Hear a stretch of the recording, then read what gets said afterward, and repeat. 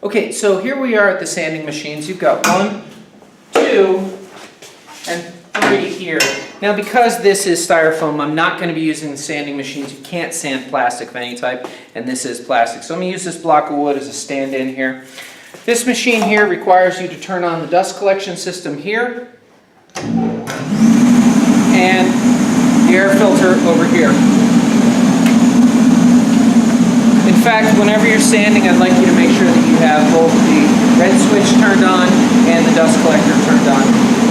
Like all the other machines, keep yourself clear of this. Don't touch any of the moving parts with any clothing, hair, or obviously hands. Use this side of the wheel because the rotation will pull it down against the table. You can use this to end sand, sand off edges, however you want. See?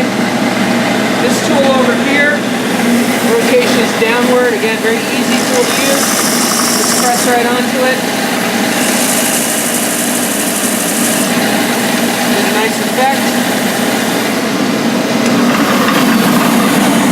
Move over to this tool. This is a very similar machine. Please watch out for this wheel. Use this fence, allow your work to sit against it.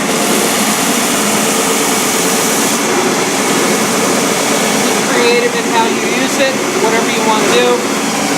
And finally, this tool over here is very popular because of the fact that it does this. This is called a spindle sander, and this allows you to really get around corners and curves and be very precise in how you work. The combination of these three tools plus hand sanding will get you a baby butt smooth car.